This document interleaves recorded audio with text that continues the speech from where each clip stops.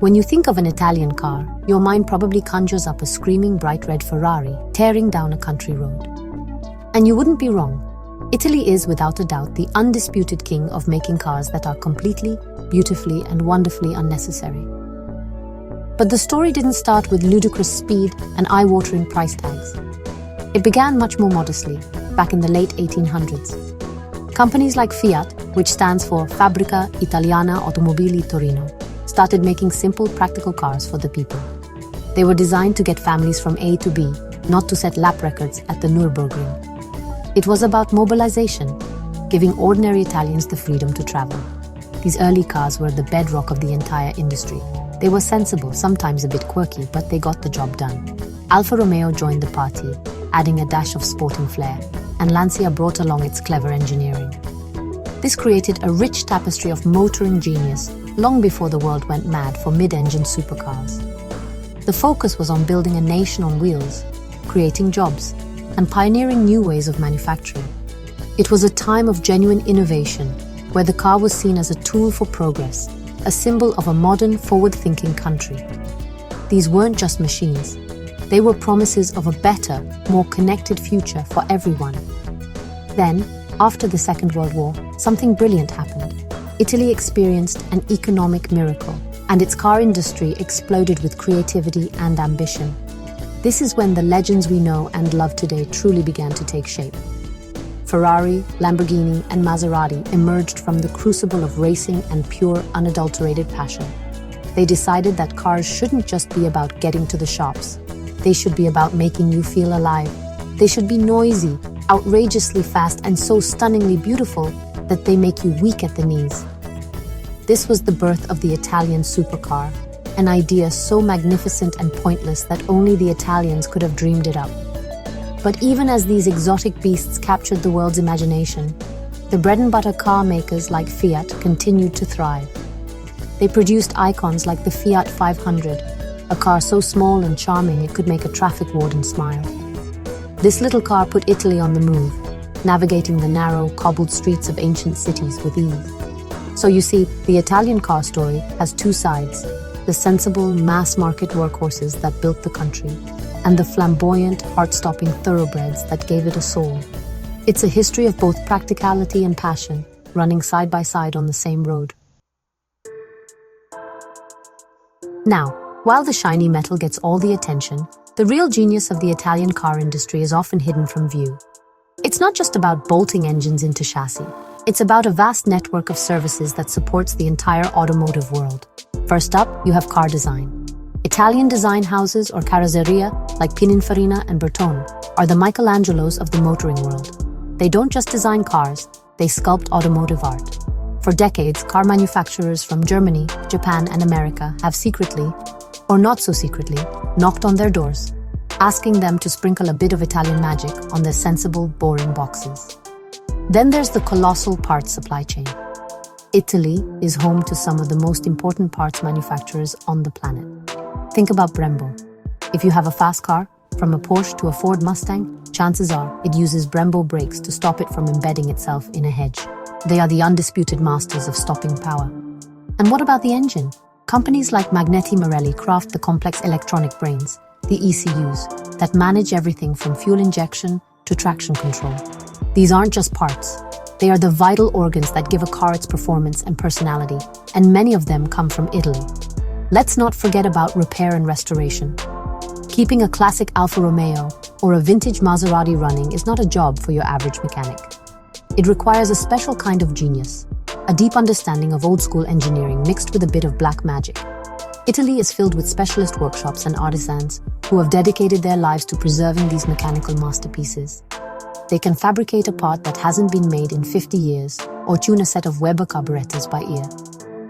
This expertise ensures that the legacy of Italian motoring doesn't just rust away in a barn, it stays on the road where it belongs. Finally, there's the crucial business of export support. Selling cars, especially high-end ones, around the globe is a logistical nightmare. Italian companies have become experts in navigating the labyrinth of international regulations, shipping, and marketing. They help get those beautiful machines from the factory floor in Modena to a showroom in Dubai or a driveway in California. This whole ecosystem, design, parts, repair, and logistics, is the powerful unseen engine that drives not only Italy's car industry, but also provides critical components and know-how to the rest of the automotive world. It's a massive and massively important operation. You might be surprised to learn how many cars that you think are quintessentially British, German, or Japanese have a secret Italian passport. Italian companies have a long and glorious history of collaborating with other firms, lending them their style and engineering prowess.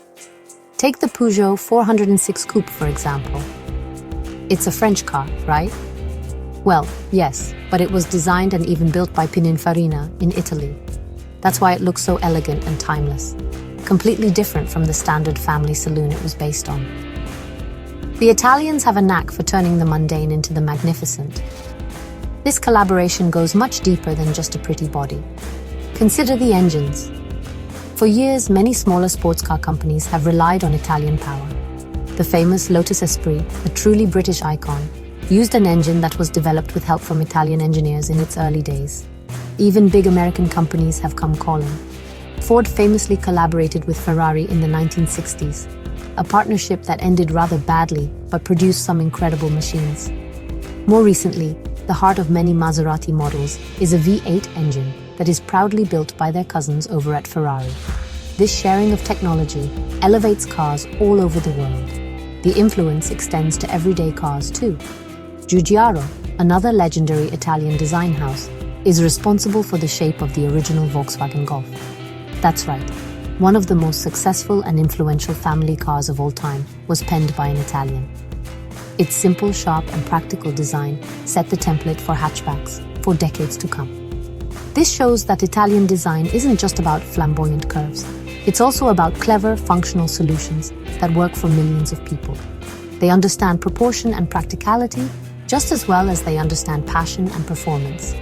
Today, this global teamwork is stronger than ever.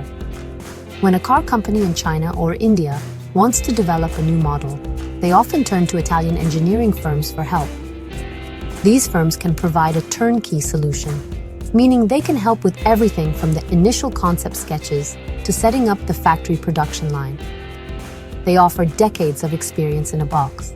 So the next time you see a new car from an emerging brand that looks surprisingly good or handles particularly well, there's a decent chance that an Italian engineer or designer had a hand in its creation. So, why should we care about all these behind-the-scenes services? Well, for Italy, it's stupendously important. This vast automotive network is a cornerstone of the Italian economy. It creates hundreds of thousands of jobs, not just for people in giant factories, but for skilled craftsmen in small workshops, for visionary designers in studios, and for logistics experts in shipping offices. It's a source of immense national pride and a significant contributor to the country's exports. When you buy a Brembo brake set or a Pirelli tire, you are supporting this incredible ecosystem of Italian ingenuity and craftsmanship. For the rest of the world, the benefits are enormous. The global car industry would be a much duller and less efficient place without Italian input. Imagine a world without the flair of Pininfarina design, the stopping power of Brembo brakes, or the raw emotion of a Ferrari-built engine. Cars would be more boring to look at and almost certainly less exciting to drive. Italian companies provide the spice, the secret ingredient that turns a simple mode of transport into something that stirs the soul. They inject passion and beauty into an industry that can sometimes be dominated by spreadsheets and cost-cutting. Furthermore, this expertise helps drive innovation for everyone. When an Italian company develops a new, lightweight material for a supercar or a more efficient engine management system, that technology eventually trickles down. What starts in a limited edition Lamborghini might, 10 years later, find its way into your family hatchback, making it safer, faster, or more fuel efficient. Italy acts as a sort of high-performance laboratory for the entire automotive world, pushing the boundaries of what's possible and then sharing that knowledge, whether directly through partnerships or indirectly through the supply chain. In the end, Italy's car industry is so much more than just a handful of supercar manufacturers. It's a deep, rich, and interconnected web of skill, passion, and business. It's a global powerhouse of design, a critical supplier of high-performance parts, and a vital partner in engineering for companies all over the planet. It proves that a country's industrial strength isn't just measured by the finished products it sells, but by the knowledge and services it provides. And on that measure, Italy is and always has been in a class of its own. Power.